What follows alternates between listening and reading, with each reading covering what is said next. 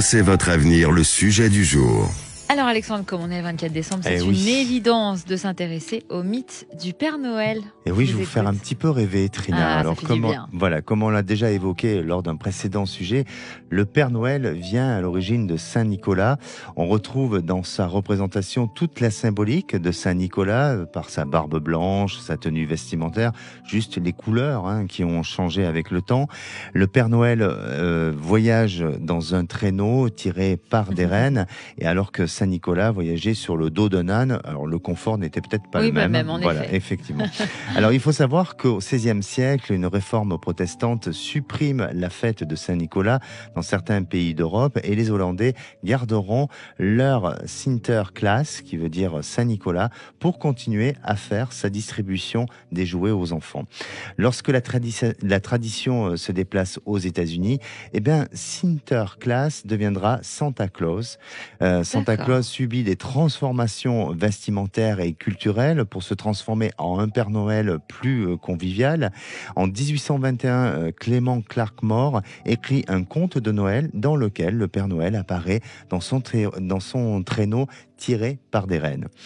En 1823, dans l'apparition du journal Sentinelle de New York, il racontait que ce sont des lutins qui distribuaient des cadeaux aux enfants par la cheminée et que le Père Noël se déplaçait dans une carriole tirée par 8 rennes. Jusqu'à ce qu'un neuvième reine soit rajouté en 1939. Il sera chargé d'éclairer le chemin du Père Noël grâce à son nez rouge lumineux. Alors ce n'est pas une blague, puisque ce récit fut traduit en plusieurs langues et diffusé dans le monde entier.